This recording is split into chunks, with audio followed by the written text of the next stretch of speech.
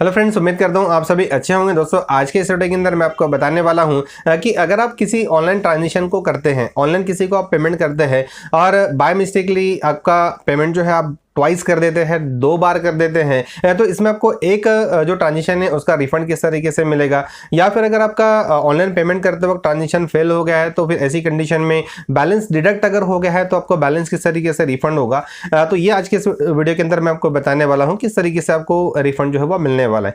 दोस्तों, सबसे पहली बात तो यहाँ पर समझने की ये है कि हम पहले इसको जो है ऑनलाइन ट्रांजेक्शन जो है इसे 2 अलग अलग कैटेगरी में डिवाइड करते हैं, यानी किस कंडीशन में आपको आपका बैलेंस जो है वो रिफंड मिलने वाला है और किस कंडीशन में आपको रिफंड नहीं मिलेगा।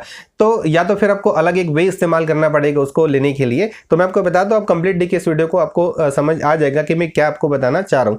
दोस्तों देखिए, यहाँ पर ऑनलाइन ट्रांजेक्शन जो हम करते हैं ये अलग अलग जगहों पर करते हैं। जैसे कि अगर हम बात करें, हम किसी पर्सन टू पर्सन भी करते हैं, यानी हम बोलेंगे कि यहाँ पर कोई हमारे दोस्तों को हमने उसके अकाउंट में बैलेंस ट्रांसफर कर दिया, या फिर किसी हमारे टीचर को बैलेंस ट्रांसफर कर दिया, तो ये एक हो गया, हम इसको बोलेंगे मैनुअल सेटलमेंट। और कहीं पर दूसरा ट्रांजेक्शन हम करते हैं, जैसे कि हमने कोई मोबाइल का रिचार्ज कर लिया, टाटा स्काई, डिश टीवी वगैरह रिचार्ज कर लिया ऑनलाइन, ऐसे बहुत सारे रिचार्ज हमने कर लिए जहां पर ऑटो सेटलमेंट होता है। तो ये कैटेगरी हो गई इसकी ऑटो सेटलमेंट की। और मैंने जो आपको बताया किसी दोस्त भाई वगैरह को हमने जो है वो ऑनलाइन बैलेंस जो वो ट्रांसफर कर दिया, तो ये एक तरीके का ट्रांजेक्शन है जिसको हम बोलेंगे मैनुअल सेटलमेंट। एक होता है ऑटो सेटलमेंट, यानी ऑटो सेटलमेंट के लिए क्या होता है कि उसके लिए प्रॉपर एक पेमेंट गेटवे होता है, और पेमेंट गेटवे जो होते हैं एक्चुअल में इसके अंदर ऑटो सेटलमेंट की फैसिलिटी होती है। यानी जब तक कि हमारा ऑनलाइन ट्रांजेक्शन कंप्लीट नहीं हो जाता है तब तक के सर्वर को पता होता है, गेटवे को पता होता है, पेमेंट गेटवे को, कि हमारा पेमेंट का स्टेटस क्या है, यानी कंप्लीट हुआ है या नहीं हुआ है, या कहां पर वो रुका है। तो ये सारी इंफॉर्मेशन उसको होती है। यानी जब तक के ट्रांजेक्शन फेल्ड नहीं हो जाता है, यानी कंप्लीट नहीं हो जाता, या फिर पूरा कंप्लीटली हमारा बैलेंस ट्रांसमिट नहीं हो जाता है, तो तब तक के सर्वर को इसका स्टेटस पता रहता है कि क्या करना है। तो दोस्तों देखिए, पहला जो केस मैंने आपको बताया है, बहुत सारे लोग जो है, जैसे कुछ दिन पहले मुझे कमेंट भी आई थी, अपने एक चैनल के व्यूवर, उन्होंने पूछा था कि मैंने एक जगह पर, मुझे याद नहीं रहा एक्चुअल में, लेकिन मुझे सिचुएशन याद है, मैं आपको सिचुएशन बताता हूँ। तो एक्चुअल में उन्होंने एक जगह पर, यानी एक मैनुअल सेटलमेंट की जगह पर 2 बार पेमेंट कर दिया। तो दोस्तों देखिए, एक बार आपको किस तरीके से उसे लेना है, मान लेते अगर आप कोचिंग क्लास की फीस अगर आप भर रहे हो, तो कोचिंग क्लास की फीस अगर आपने ट्वाइस पेड कर दी, 2 बार पेड कर दी, पहले आपने पेड किया, बैलेंस आपका डिडक्ट नहीं हुआ, प्रोसेस कंप्लीट आपको लगी कि हो गए, लेकिन दोबारा आपने कर दिया और दोनों बार एक ही वक्त में दोनों ट्रांजेक्शन जो वो कंप्लीट हो गए। यानी आपने तो सोचा था कि पहला ट्रांजेक्शन हो सकता है कि फेल हो गया हो, लेकिन ऐसा ना होते हुए क्या हुआ कि दोनों बार जो है वो बैलेंस आपके मोबाइल से जो वो बैलेंस अकाउंट से जो वो कट हो गया। तो दोस्तों, ऐसे सिचुएशन में जहां पर मैनुअल सेटलमेंट है, ऐसे सिचुएशन में आपको जिसको आपने पेड किया है उससे आपको रिक्वेस्ट करनी पड़ेगी, तब ही आपका बैलेंस जो है वो रिफंड आपको मिलेगा एक बार का।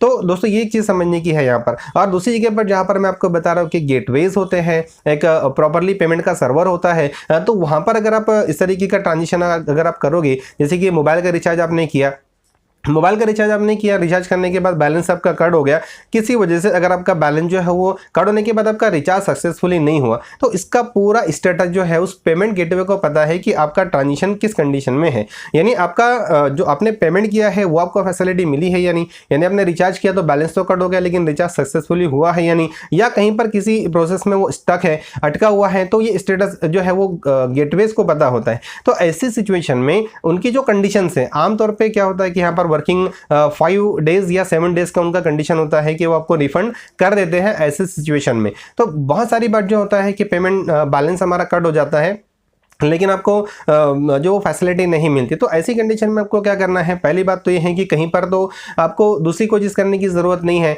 बहुत सारी कंपनी जो वो मैसेज कर देती, जैसे कि अगर हम बात करें, एग्जांपल में लेते हो टाटा स्काई की, अगर टाटा स्काई का अगर आप रिचार्ज कर रहे हो, रिचार्ज करते वक्त जो है अगर ट्रांजेक्शन फेल्ड हो जाता है तो उसका स्टेटस का एसएमएस आपको गेटवे के थ्रू आता है कि आपका पेमेंट जो है वो सक्सेसफुल नहीं हुआ है, और आपका बैलेंस अगर कट हुआ है तो आपको रिफंड दे दिया जाएगा। तो ऐसे बहुत सारे गेटवे जो है वो ऑटो जनरेटेड मैसेजेस आपको देते हैं, जिससे आपको रियलाइज हो जाता है उतने वर्किंग डेज जितने उन्होंने बोले हैं, 5 दिन 7 दिन, उतने दिन का हमें एक रिलैक्स हमें फील करते कि चलो हमारा बैलेंस जो है वो वापस हमें मिल जाएगा।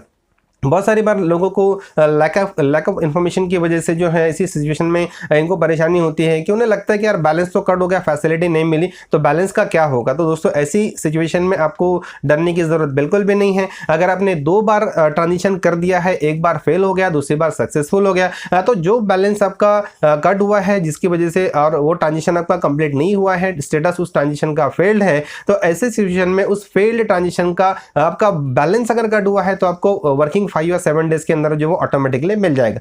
ये एक दूसरा हो गया ये ऑटो सेटलमेंट के लिए। तो दोस्तों मैनुअल सेटलमेंट का मैंने आपको बता दिया है। मैनुअल सेटलमेंट का आपको खुद ही रिक्वेस्ट करके आपको बैलेंस जो रिफंड करवाना होगा। और जहां पर गेटवेज काम करते हैं पेमेंट जिसमें ऑटो सेटलमेंट होता है, तो ऐसी सिचुएशन में आपको वेट करना है, कुछ नहीं करना। वेट करने के बाद अगर 5 वर्किंग डेज में या 7 वर्किंग डेज में अगर आपको आपका बैलेंस जो है वो रिफंड नहीं होता है, तो दोस्तों देखिए हर एक जो भी हम ऑनलाइन ट्रांजेक्शन करते हैं तो उनका जो है वो एक ट्रांजिशन आईडी होता है।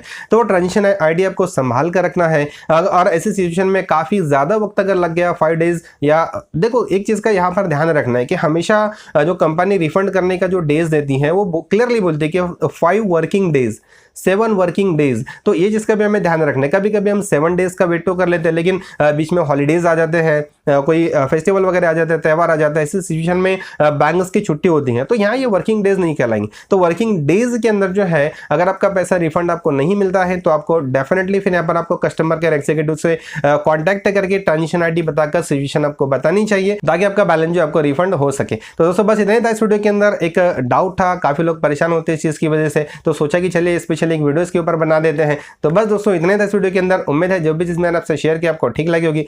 अगर आप इन सारी चीज़ों से सेटिस्फाइड हैं तो इस वीडियो को आप लाइक जरूर कीजिए, इस वीडियो को अपने दोस्तों से ज़्यादा शेयर कीजिए। और अगर आपने अब तक के आपके टेक्निकल चैनल टेक्निकल बोनस को सब्सक्राइब नहीं किया है तो इसे सब्सक्राइब कर लीजिए, साथ ही बेल आइकन को भी प्रेस कर लीजिए ताकि जब भी कोई एक नया वीडियो इस चैनल पर आए तो आपको इसका मैसेज मिले और आप उस वीडियो को देखकर अपने नॉलेज को बढ़ा पाए। तो दोस्तों जल्दी ही मिलेंगे एक नए और बहुत ही यूजफुल और इंटरेस्टिंग नॉलेजेबल टॉपिक के साथ। तब तक के goodbye and take care.